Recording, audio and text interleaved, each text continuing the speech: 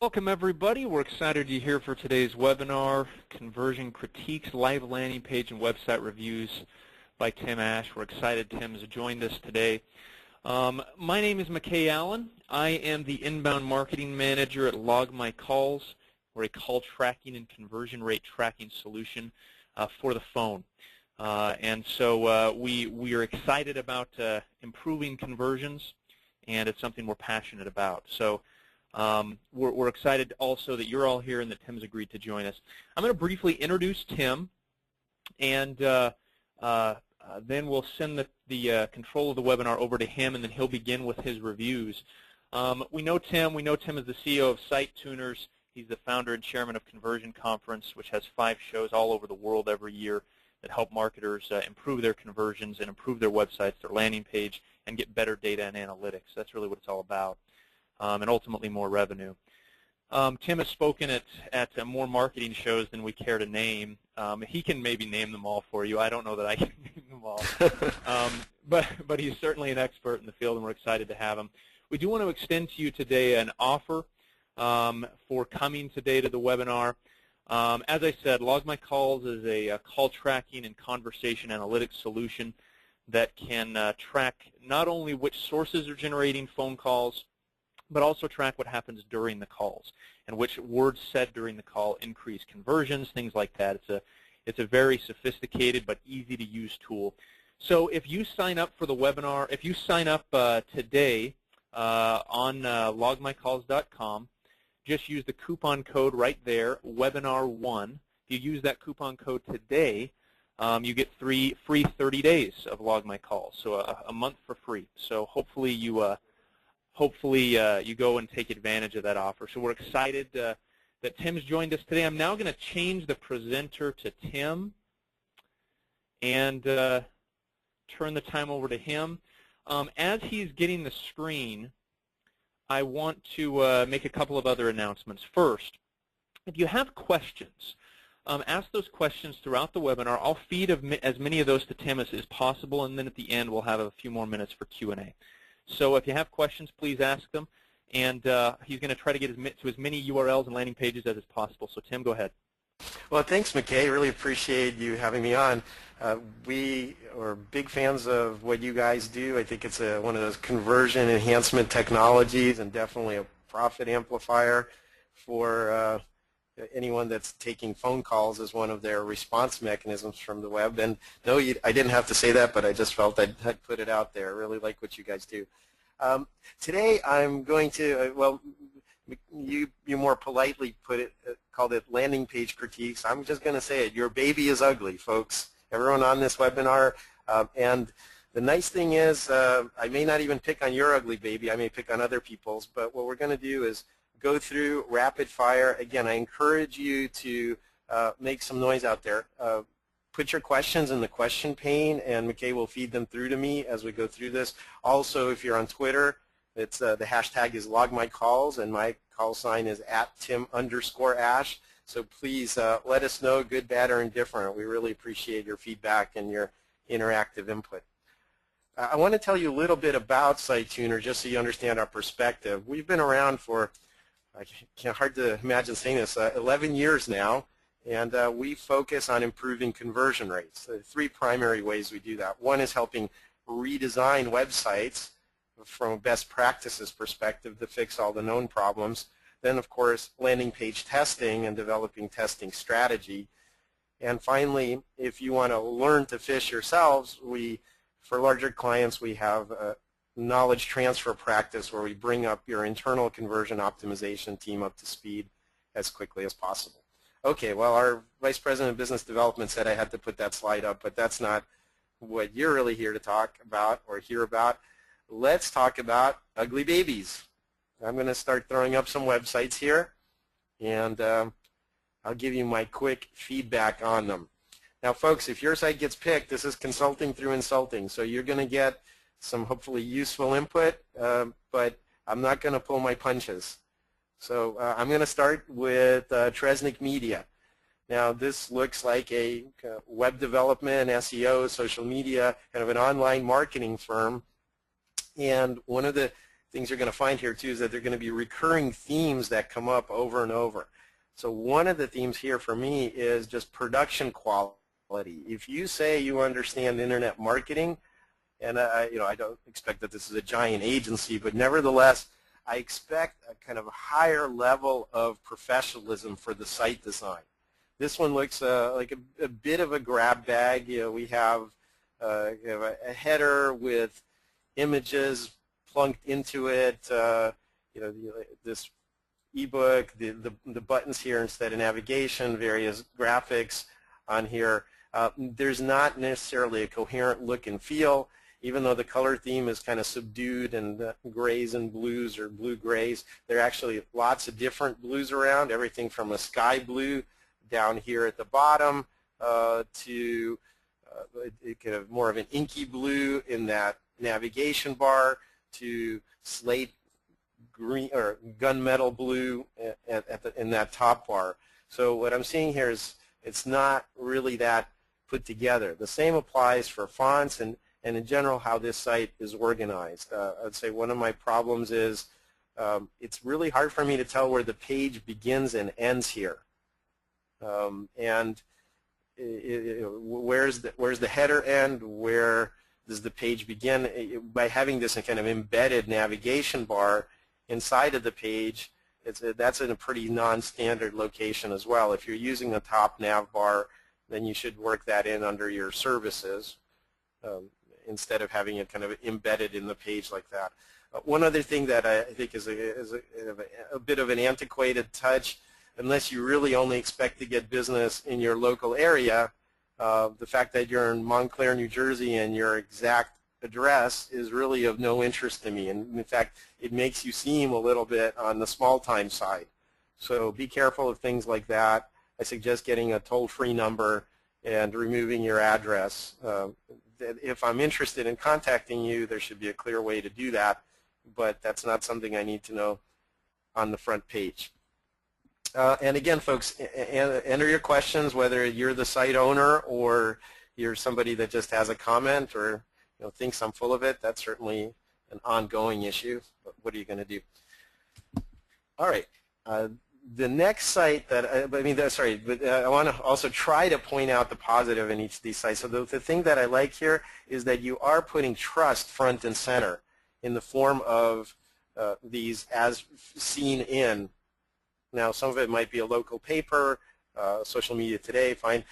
So basically as much media mentions as you can get, you should definitely be using them to build trust and credibility, and you guys are putting that out front. One thing, again, since I'm guessing you're a smaller agency, I'd like to see a more personal touch of the people behind the agency. Most of your senior people probably work on most of the projects. So maybe a group shot of your staff would be good to just say we stand behind it. It's similar to, say, a small law firm or CPA firm that would kind of put its partners out front. Okay.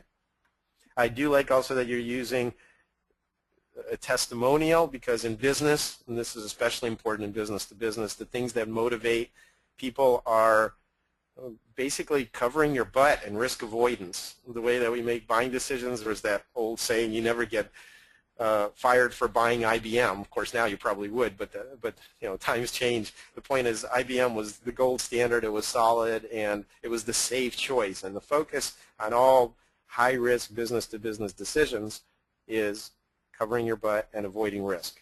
Okay, so anything. Hey, Tim, sorry, Tim, we got a couple questions actually coming in. Sure, great. Feed them in. And so I thought it appropriate to interrupt you for a couple of these questions because I think they're pretty good. The first one here is, would you recommend putting the address at the bottom, or does even putting it anywhere on the home page still make you look too small time, as you put it? Yeah, I don't think you need it at all. I think it's kind of weird. Unless you're a local business with a physical brick and mortar presence, I think it's irrelevant and needs to go on your contact us page somewhere. Okay. And the other question here is, the person asked, wouldn't removing the address affect the NAP associated with Google? Making sure that the address is consistent across the sites? That's another question that I think 3 or 4 different people have asked. I'm not sure what, I'm not a buzzword compliant, I'm not sure what NAP means, but if there's a hygiene factor that Google looks at that requires you to have a physical address so that you're not considered kind of a spammy site or something, well, yeah, then put it in 6-point font in the footer somewhere if it really needs to be in the page kind of shell somewhere. Certainly not at the top of your page.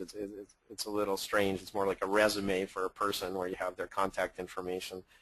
I don't need your physical address. I'm not going to your offices if you're going to build me a website. Or well, my understanding is as long as it's anywhere on your site, I think it is, anywhere on your site, on a contact page or something like that. So, and that's right. the visibility that I believe it deserves. All right, let's talk about dryeraseboard.com. I can't really show you this in its full glory, folks, but I'm going to describe it to you. What I mean by that is the first time I got here, it popped up a light box pop over into the middle of the page here. I can't draw it, unfortunately, in the middle here, but right in the middle. And then a chat box popped up in the lower right corner as well. So I got this, the chat live lady looking at me and smiling near the upper left corner. I have that satisfied customer scrolling by. Then this light box dropped down from above, and from below, like zombies out of the ground, grew the chat window. And all that happened in about a second. So I haven't really even had a chance to experience the site, and I'm assaulted by all these kind of interrupt-driven tactics. And by the way, I'm not against those categorically. I think in many cases they work. They get you, say, higher sign-up rates for newsletters or something like that. But, I am not even on your page yet, and you've interrupted me. Let me experience the page. I think if someone's on a page and they've shown inactivity for 30 seconds or pop something on an exit, say, hey, why are you leaving? Can we help you out? I think that's helpful, but it's a little kind of creepy and aggro in my mind to just assault me on the way in. Okay. Now, dryeraseboard.com, I think the name says a lot. I think the tagline, the best prices in the industry, is hanging off to the left a little bit. I would somehow incorporate that more into the presentation. There is production quality, again, I would say, well, let's see how I put this. You're seeing all of these on my wider 1920 wide monitor, or 24-inch monitor. So I'm not a big fan of stretchable designs. You see how on the sides of the header you have that blue line, which was the background for the nav bar, extending in both directions. So what used to be a real subtle element on a narrow screen now juts sideways and projects energy away from the actual stuff in the middle you want me to look at. Okay. One of the things is this site also has, I'm guessing, a real strong SEO component, because if you look at the left nav, it has a bolded list of about 20 categories. And they're pretty bizarre categories. Custom boards, early childhood, eco-friendly boards, tack boards. I mean, do you see how there's really no rhyme or reason to them? They're not mutually exclusive. There's too many for me to remember. One of the things you really need to remember about organizing information on a site and how wide to make your product categories or how deep is that in short-term memory, people can only hold a list of about 4 items. Okay, so that's something that you've completely violated here. In other words, when I'm halfway down that list, I've already forgotten about all the things that were at the top of the list. So that's definitely an issue here. And I know it's probably, like I said, for SEO reasons, but you really have to be very careful with that and see if you can give me some friendlier categories. What I do like is that you have kind of a grid in the middle of the page which has your the different types. Now, the thing is, it's not real clear to me from those full-size pictures what the difference is. That's the unfortunate thing. So the pictures don't really help tell the story. Aluminum versus wood versus decorative trim, reversible. Those are all great things, but the reversible one's the only one that I can see the functional difference with, because I can see that board's at a tilt. The others are head-on, and other than the color of the very, very thin band, I can't tell that that's talking about a different trim. And maybe trim isn't the most important thing for me. Maybe it's how I mount it, or the size of the board, or the application, whether it's in a conference room or an office, or do I need a tray. I think that this is a fairly complicated decision, and getting me to the right set of products might be better done with a wizard. You ask me 3 or 4 questions and you can get me to what I need instead of just kind of throwing everything in the kitchen sink at me. One other thing, it looks like you're using your, you have some great clients, and I applaud you for that. I think the use of the scrolling ticker up at the top, though, to display those, and I know you can't probably, I don't know if it's showing up on the audience view, but that those client logos are going by, it's kind of scrolling to the left. Right below them, the banner ad is actually going through several frames as well. So there's all this motion-triggered stuff that you see if you go to the live site at dryeraseboard.com. And that's unfortunate because our reptilian brain will react to motion. We can't help it. If there's a rapid change in our visual scene, that has implications for our survival. So we will look, even if it's just to dismiss it with our conscious mind a split second later. But by having all of that attention riveted to the scrolling line of client logos, you're actually preventing me from looking further down the page and reading anything. It's like you dropped an atomic bomb into the top of your page. Well, I can't be expected to, you know, read the much more subtle stuff that's presented in a static format. And also just an overall comment on production quality. I think that you can up the production quality quite a bit. This looks relatively kind of rough and unfinished. I don't necessarily believe you're going to get a lot of trust and credibility from that. I suggest with the logos, it's good that you have them, but that you grayscale them, equalize for their visual impact, maybe mess with the contrast a little bit, and put them into a static area where you show your top dozen or so. I mean, you really get the point across that you have some name brand clients. You know, UPS, 3M, I mean, these are giant companies. Microsoft, of course. I mean, you get the sports team in there. That's all good stuff. But make sure that you don't let that dominate the conversation through motion and color. Some of those logos are very strong, and you're giving them way too much prominence. Any questions come in about this one? Yeah, here's a couple of questions, Tim. Would you recommend, what would you recommend people do to display their client logos? Should they put them, you know, maybe down right under the fold? Should they make them grayscale? How should they? So that's what I was just talking about. So definitely make them above the fold, because otherwise they're not doing you any good, because that anti-bounce property that they would have to show me that you're credible has to happen in that first 50 milliseconds is when I formed the first impression of your site. And so first impression of a scrolling thing is, boy, that's tacky. First impression of a bunch of logos I recognize is, wow, that's, you know, these guys are solid. So make sure you make them static, grayscale, low contrast, like I said, and somewhere above the fold, either near the bottom of the center of the page or maybe perhaps in the right-hand trust column that's dedicated for that purpose. I mean, look, Nestle, U.S. Air Force, I mean, these are gigantic companies. You guys should be proud of that. But then also in your headline, I suggest making it clear we work with large and small companies all over the world. That would get the message across that you're not there just for the big guys, because that's also a danger, I would say. Great. All right. Let's take a look at Capital Scientific. Relatively clean layout of the site.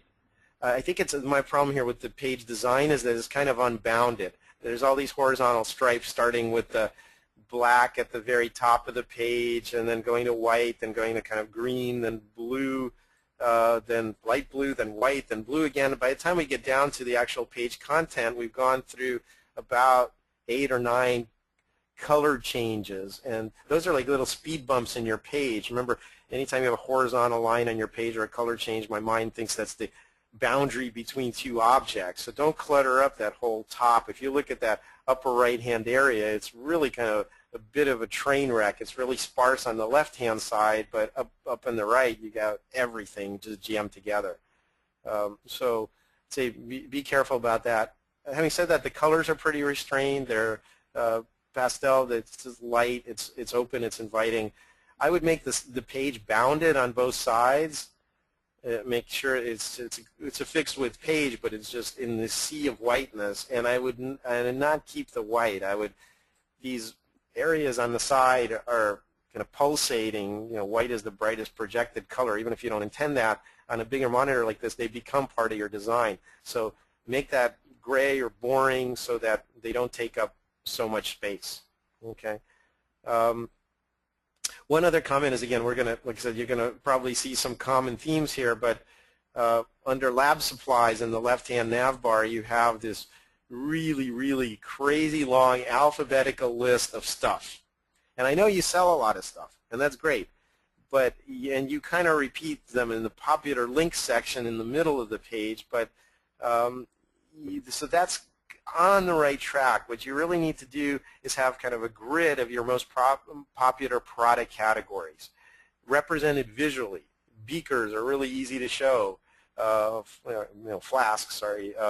So are burners, so are crucibles. I mean, they all look very different, and as a scientist, I'm sure I'd recognize them. So you need to have these kind of category level photos that are composites, that not a single product, this is really important, I'll come back to this on one of the other sites, but rather something, a composite collage picture that shows the diversity of stuff in the category, whether it's shape, color, size, or some combination of those. When you're dealing with physical objects, it's important that I don't confuse it for a single product, that I understand it's a category level description. And then say, hey, and see more categories. So you have to kind of subscribe to the rule of 80-20. Don't overload me with information. Show me 20% of the categories that result in 80% of your sales. I do like that you have, when you have some Fast 50 ranking in the Austin Business Journal. That's great. I think, again, if I'm buying scientific research equipment from you, I'd like to see clients more prominently featured. That's very important in all business-to-business settings. All right, switching gears to a local company. It happens to be a San Diego one where I'm based, but I'm not going to pull any punches based on that. I think next we're going to look at Lusty Motors. And this is a repair shop, and it's there to, it says San Diego's #1 service and repair for Mercedes, BMW, Mini, Audi, Volkswagen, Volvo SUVs. And again, I don't know if you guys are seeing the animated banner at the top, but you've probably gathered by now I'm not a huge fan of animated banners.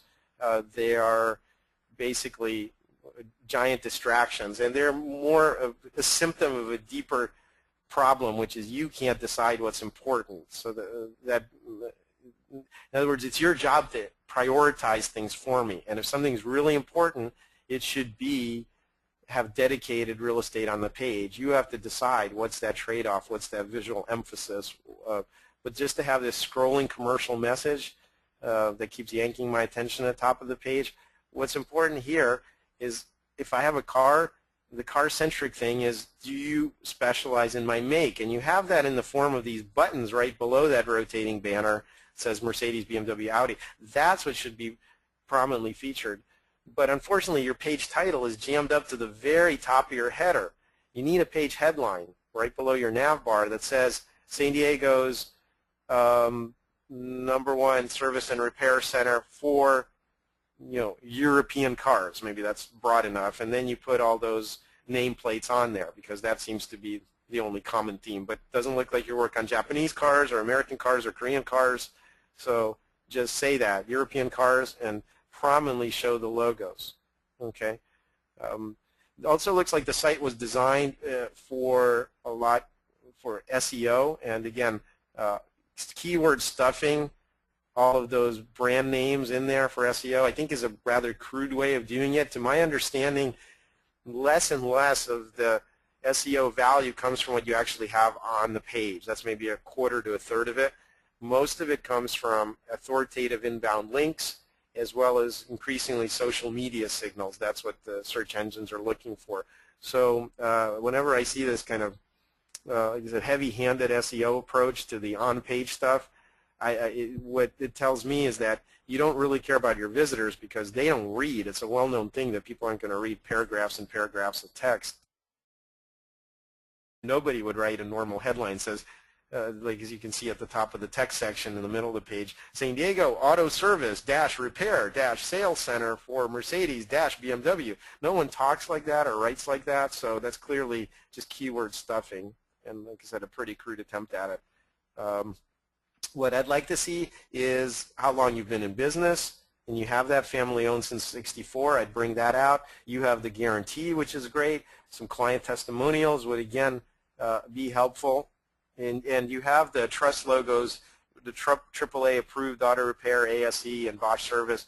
Those should, again, probably move down to the content of the page instead of being stuck in the header. Most of the time, the header gets scanned once and ignored, and so does the navigation bar. So I'm really focusing on the content of the page, and if those are trust symbols, they need to be relocated down there somewhere. Again, maybe in that right column area. Any thoughts, comments, or questions come up from that one? Okay.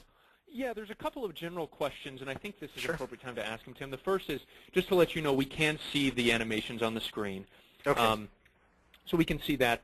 And then the second thing that a lot of people are saying is, hey, you know, it sounds like and I'm just trying to see one of the questions here to exactly wording. Well, you can give me the sentiment of it. It's okay.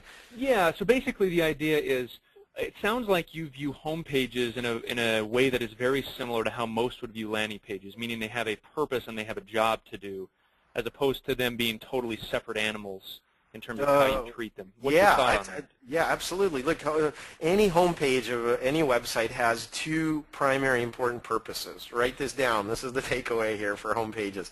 One is anti-bounce. I mean, most people don't think of that, but why should I stick around or should I leave? I'm making that first impression decision in 50 milliseconds. I need to know if there's outside kind of authorities, like the brands in this case, that make me want to stick around. I want to know if third parties have accredited you, or like media mentions, or the AAA approved. That's powerful stuff. And I want to see social proof, maybe testimonials. So some combination of those kind of 4 trust marks, as well as transactional trust if you're on an e-commerce site, that you won't steal my email or spam me, or steal my identity. That stuff has to be there at a glance, the trust. Now, okay, now I'm sticking around. What's the secondary purpose? I would say it's navigation. It's to give me a sense for what's important on the page and how do I get deeper into the site to have a more targeted conversation. Okay, so if I'm in the car here, I would say that that's a brand-centric thing. So you want me to actually click on Mercedes, and then you should be talking to me about Mercedes stuff. So they do a good job of that, but on the home page, Mercedes isn't emphasized enough. You should just get me down to we're Mercedes specialists page and have that conversation with me down here one level. Instead, you have another rotating banner at the top, and so you got to push your content up and use the home page primarily for navigation. Okay. Perfect. All right, let's take a look at prints.com here. This is a site that sells prints. Now, overall, it's kind of has a clean color theme. It's doing what I was saying earlier, making the sides very boring and plain, and so the middle of the page, the white part, is popping out. I'd like to see the header darker too, so that the body of the page is where the visual focus is. I think that it also suffers from these crazy categories. Now, I know you guys probably sell prints of just about everything under the sun, but to go alphabetical, abstract animals, animation, architecture, astronomy, and space, not that helpful to me. I'd still like to see more kind of grouping into high-level concepts. The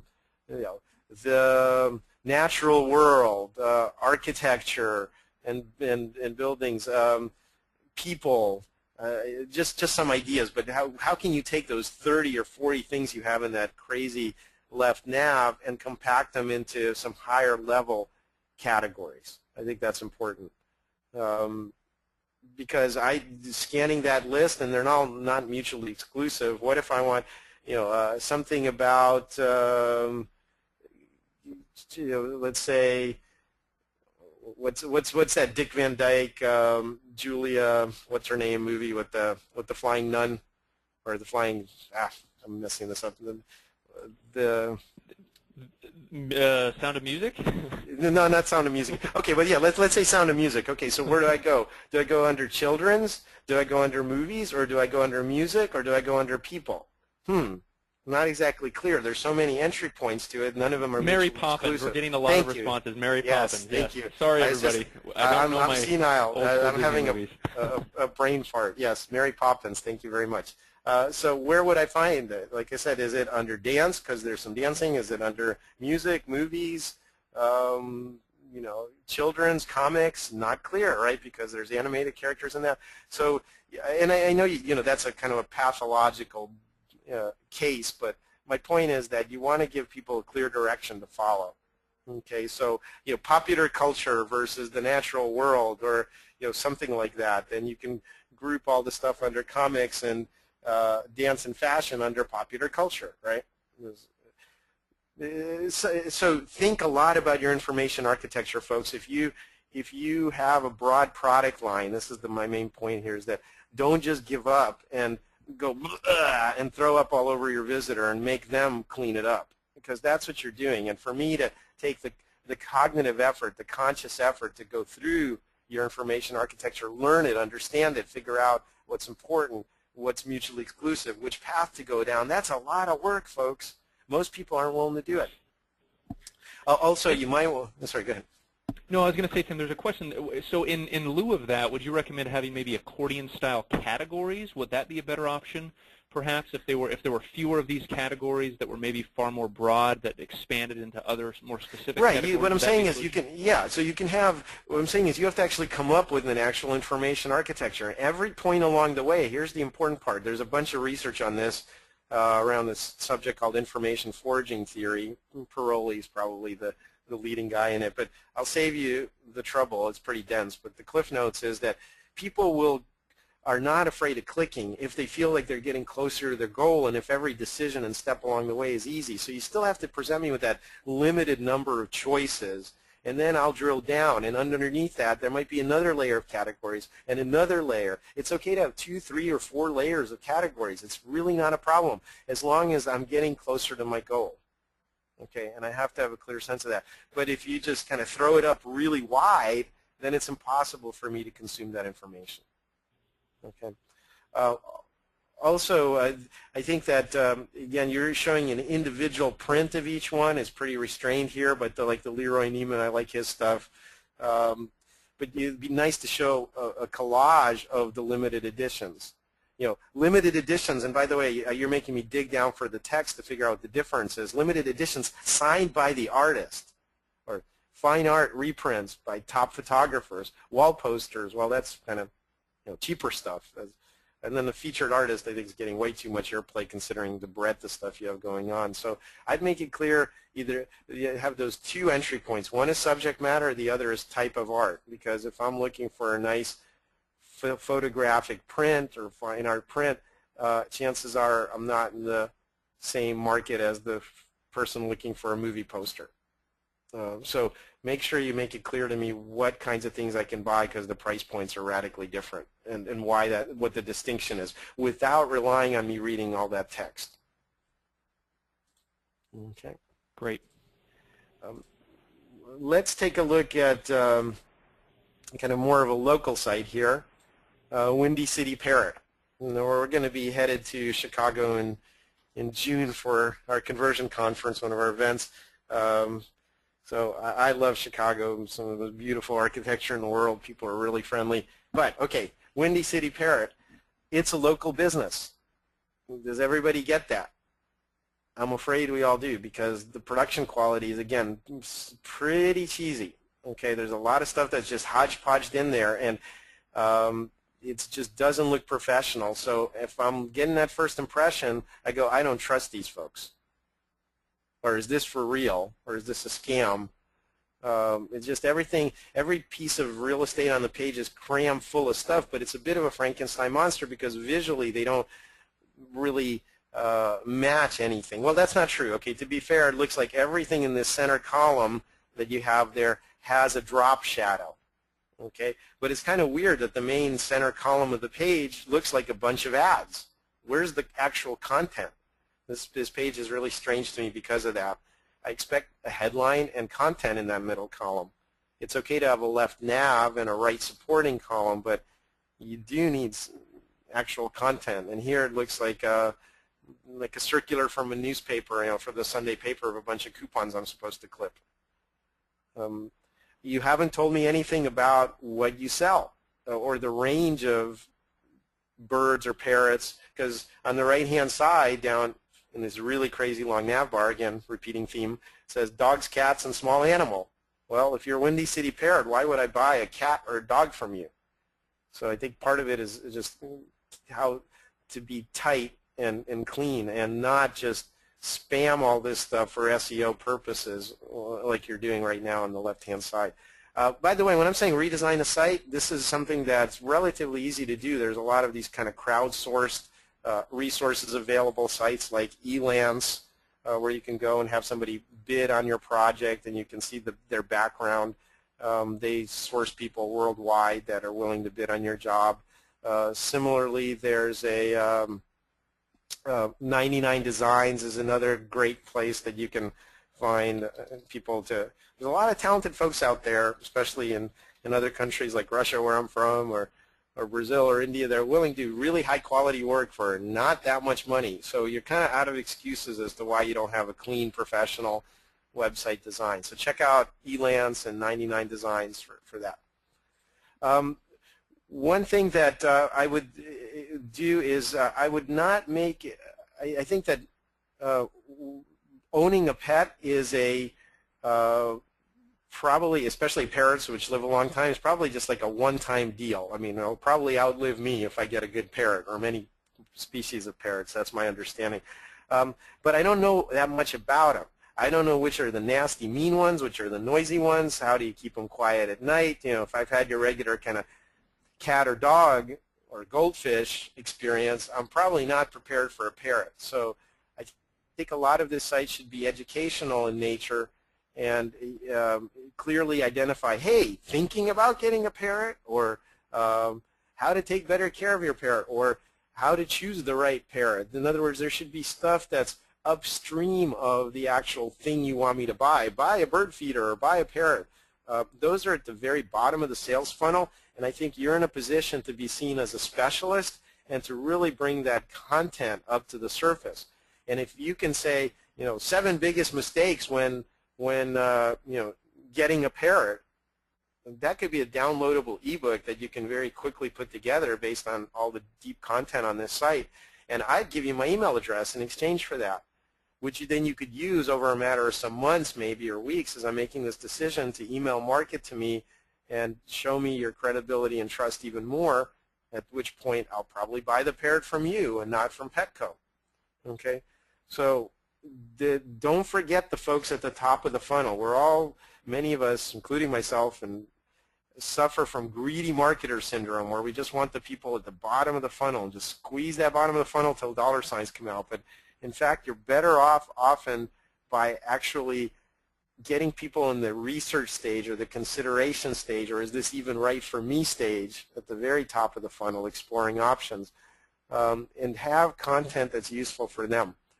And if so you have valuable enough content to at least get an email address from me, then you can start a two-way conversation. And then even after I've left your site, you still have a chance of landing me, whereas your competitors with sites like this wouldn't.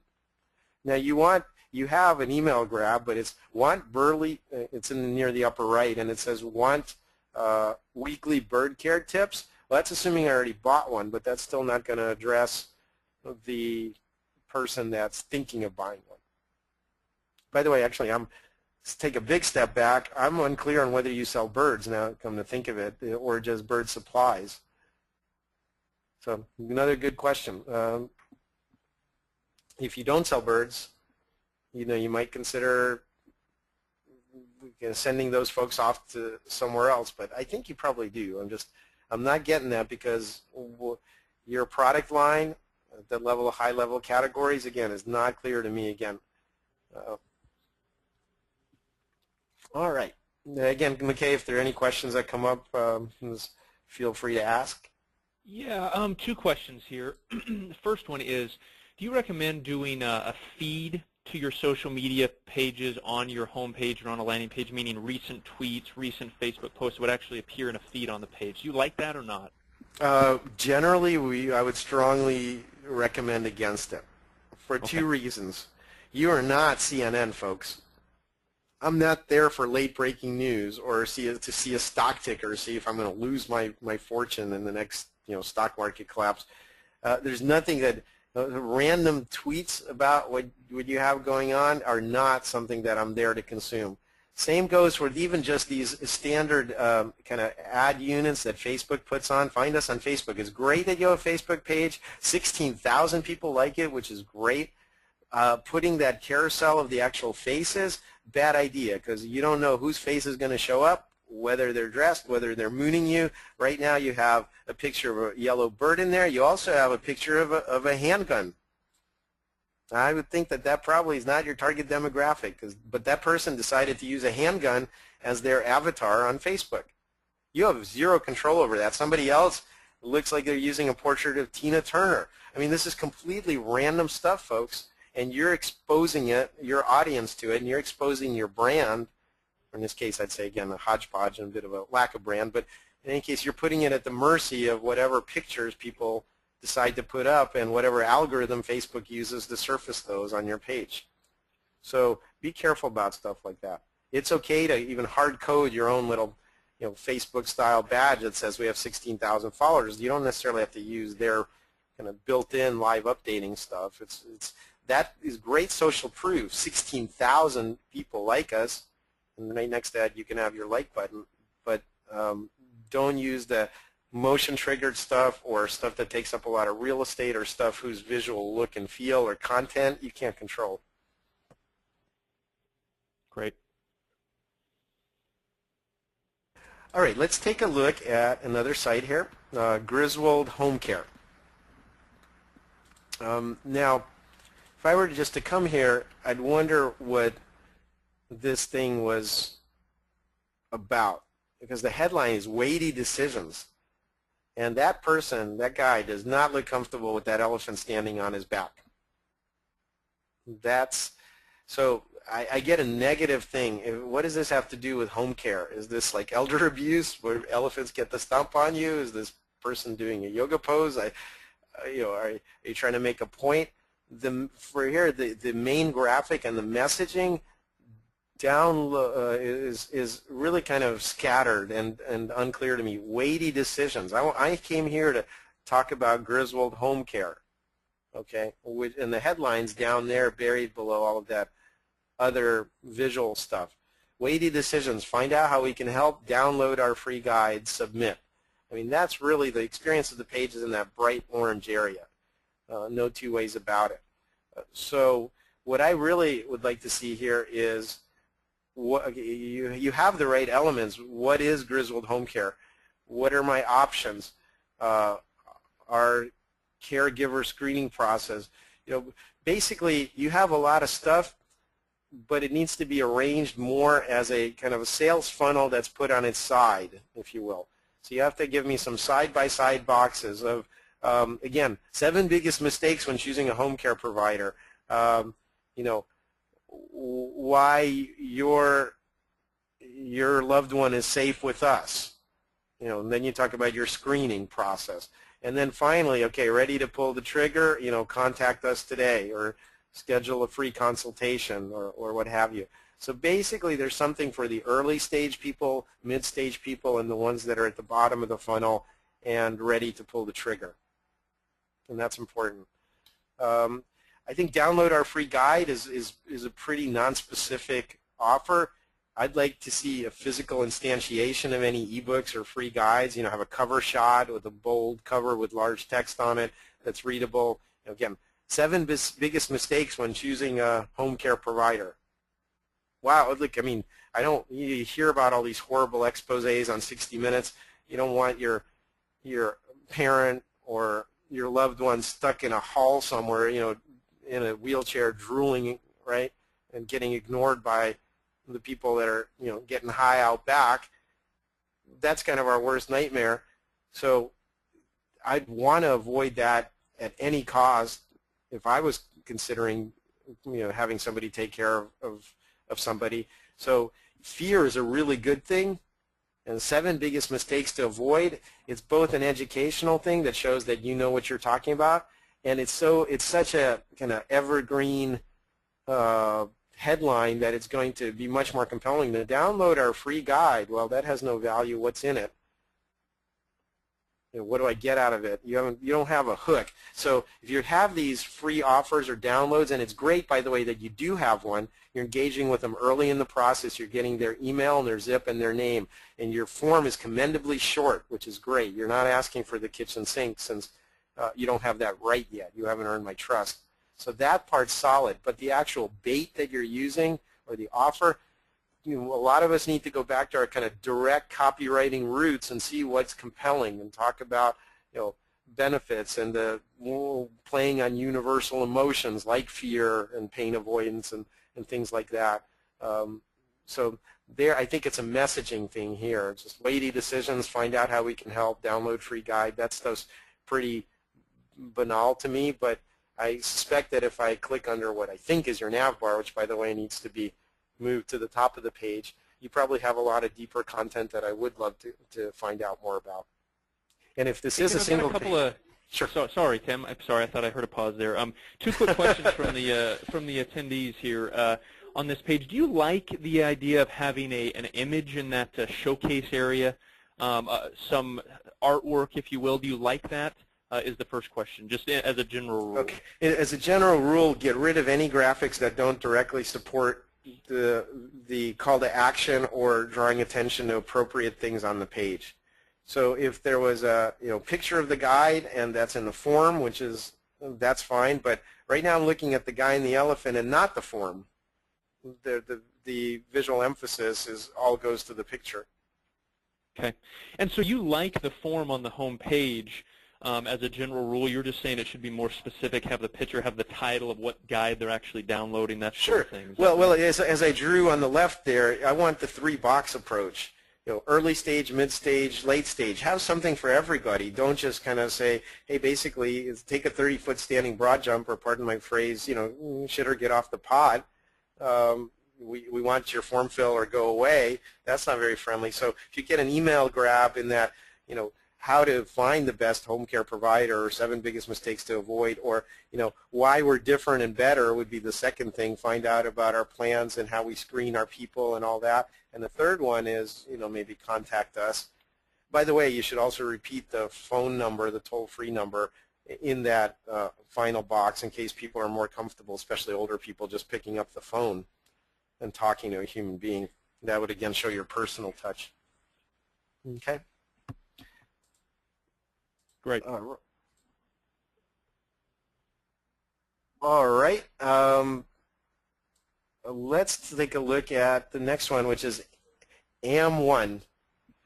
Now, this site, again, I see a lot of these kind of Web 2.0 sites, let me call it that way, that are just stretched to the sides. And I just have I'm much more of a fan of fixed width pages centered on the page, because here, again, what used to be your nav bar and what used to be your footer now stretches out to such wide areas and becomes so visually kind of dominant and obnoxious that it becomes a big part of the design, and these horizontal lines just shoot the energy out sideways, and you want the sides of the page to really be completely bland and boring.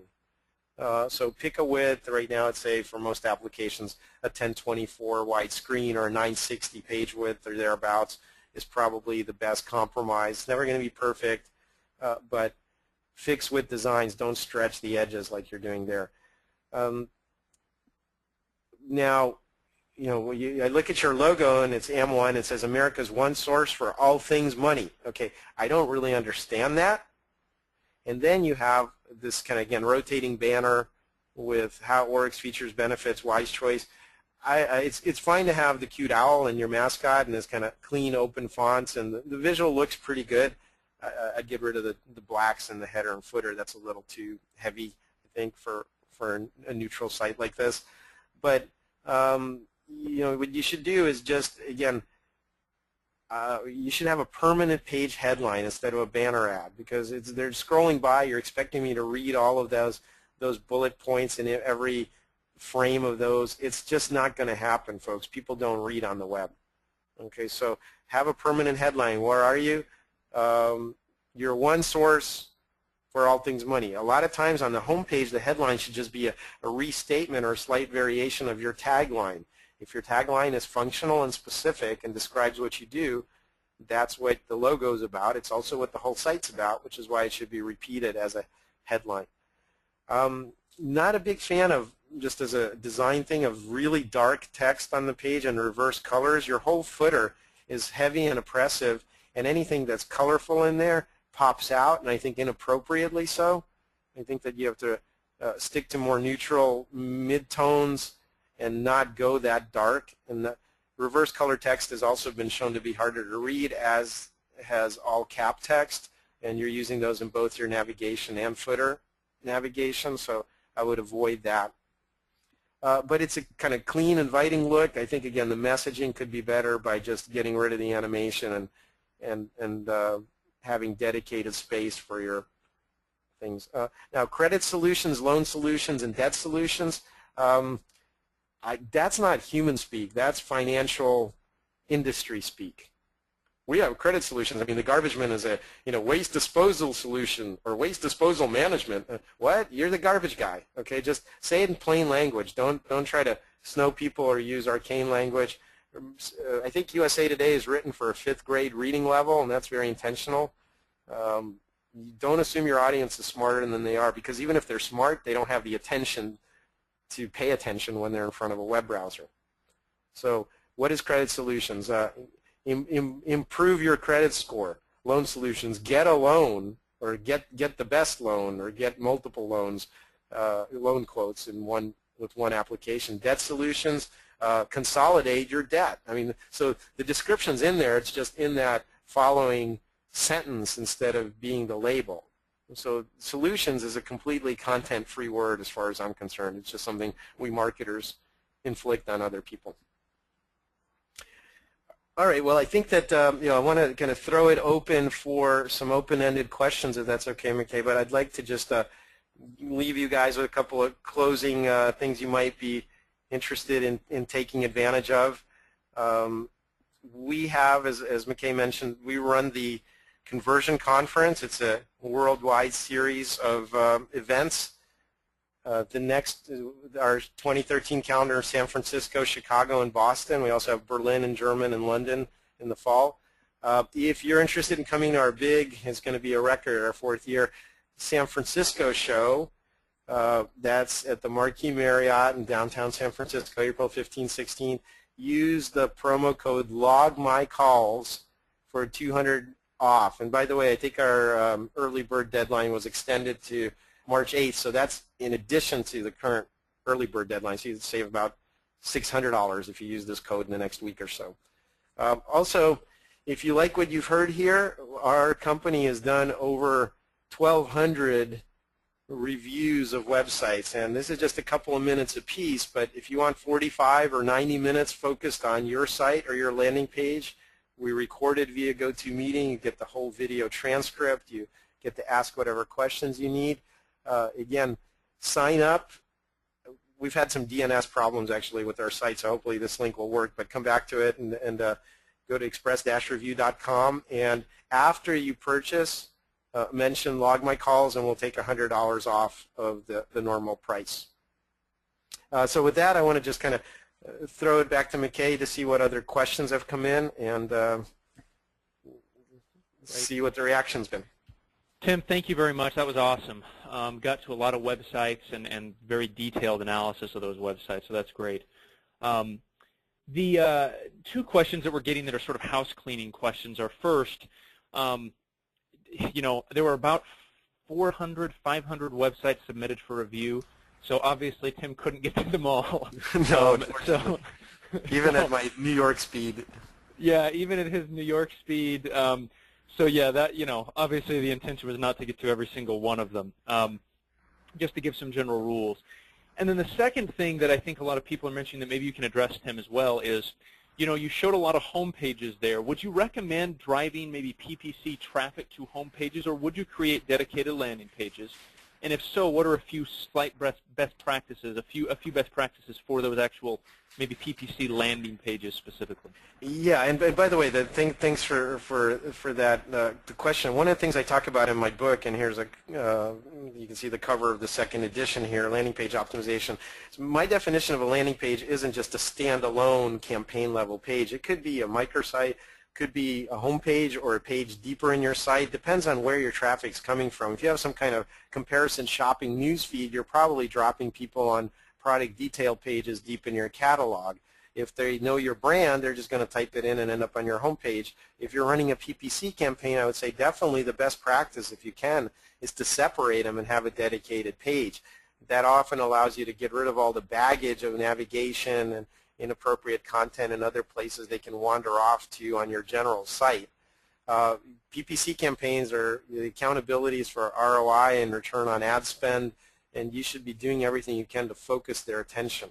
You can also be much tighter with your messaging on pay-per-click pages, so an important aspect of that is to have a match in the visitor's intent. Whatever you promised them in the ad better be the main subject of that landing page, and often it's very difficult to do that on your site somewhere.